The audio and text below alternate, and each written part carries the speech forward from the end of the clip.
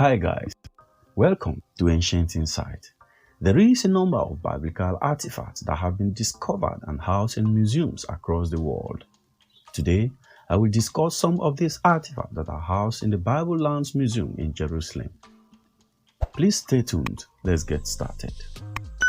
Located in Jerusalem's Givat Ram neighborhood, the Bible Land Museum houses some of the world's most important collection of biblical artifacts.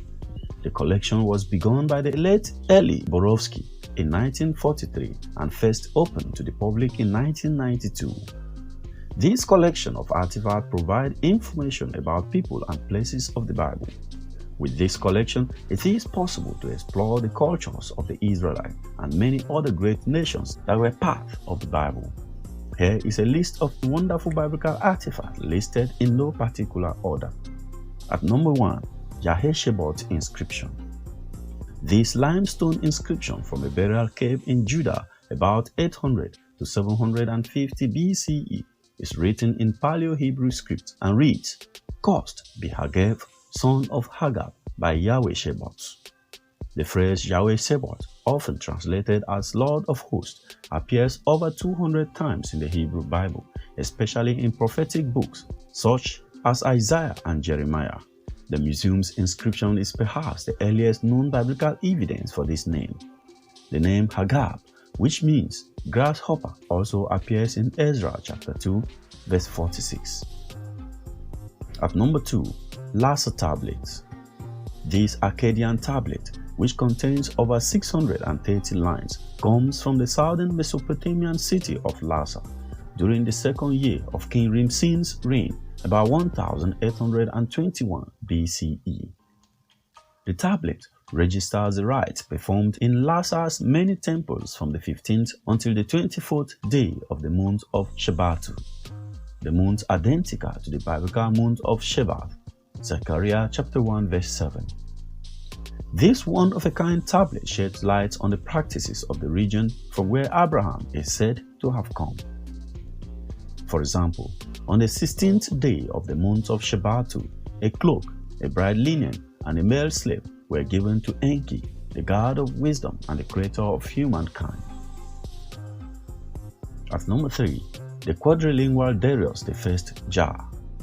Darius I of Persia, also known as Darius the Great, is mentioned in the biblical books of Haggai, Zechariah, Malachi, Ezra, Nehemiah, and Daniel. The museum has a Persian calcite jar with 4 inscriptions that praises Darius in 4 different languages. The Old Persian, Elamite, and Akkadian inscriptions read, "Darius the Great," and the Egyptian hieroglyphs read, "King of Upper and Lower Egypt, Lord of the two lands, Darius, living eternally, year 36. Coincidentally, the 36th year of Darius' reign, 486 BCE, was also his last. At number 4, the lion and calf bowl.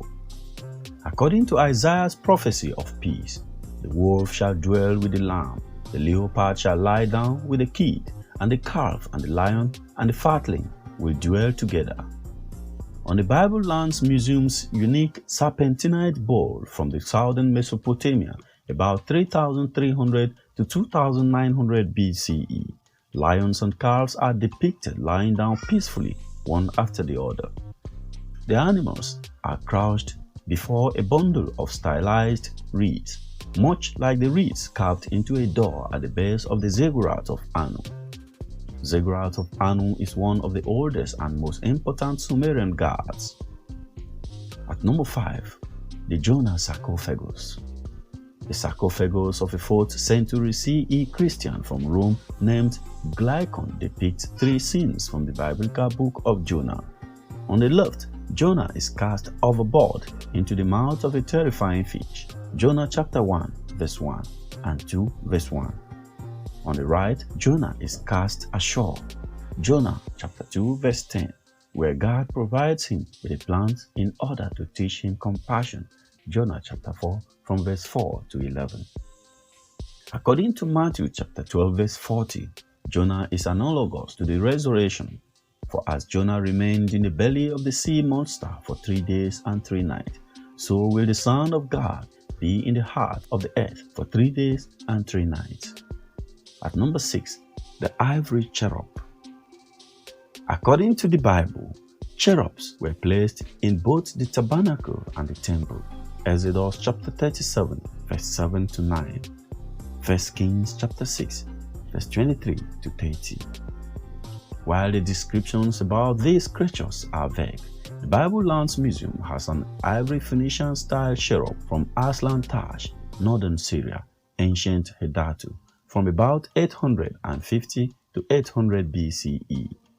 This cherub, which was probably called a kuribu in Akkadian, similar to Hebrew cherub, was most likely used to decorate a chair, perhaps the throne of the Hazael, king of Damascus, who is mentioned in the books of Kings, Chronicles, and Amos. At number 7, the Christogram Sarcophagus. This large Roman sarcophagus belonged to the Christian woman named Julia Latronilla, who died in approximately 330 CE. The sarcophagus depicts a number of Hebrew Bible and New Testament scenes. Example, Abraham's near sacrifice of Isaac, Genesis chapter 22, the miracle at Cana, where Jesus turned water into wine, John chapter 2, from verse 1 to 11, and Jesus' triumphal entry into Jerusalem, Matthew chapter 21, from verse 1 to 11. The circle in the center is one of the earliest known depictions of the Christogram, a symbol that combines the first 2 letters of the Greek name for Christ. At number 8, the Rapture Castella. In 2 Kings chapter 18 from verse 18 to 37, which recounts the events of 701 BCE, an Assyrian official called Rabshakeh, chief cupbearer, besieges and taunts the people of Jerusalem.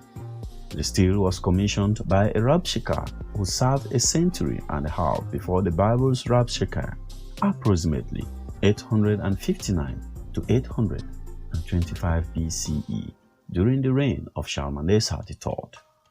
The inscriptions commemorate this Rabshakeh's deed within his province. The image is that of a seated guard with a horn helmet and a sun disk. At number 9, the Nile boats. The Nile plays a prominent role in the Hebrew Bible, especially in the Exodus story. The Pharaoh of Joseph dreams of cows at the river, Genesis chapter 41 from verse 1 to 3. Baby Moses is placed in a basket at the river bank, Exodus chapter 2 verse 3, and the first Egyptian plague occurs when the river turns to blood, Exodus chapter 7 verse 15 to 24. A model 9 boat made of wood, plasters, and linen that comes from the early Middle Kingdom about 2000 to 1900 BC is now housed at the Bible Lands Museum in Jerusalem. The boat has a pilot standing on the prow, steersman sitting on the stern, and 18 rowers in between. Boats such as these were often placed in tombs for the journey of the afterlife. So what is your thought? Let us know which of these discoveries is of interest to you. Leave your comments below. For more insightful biblical archaeology videos, please check the playlist here. Don't forget to like, share, and subscribe to my channel. Thank you very much for watching.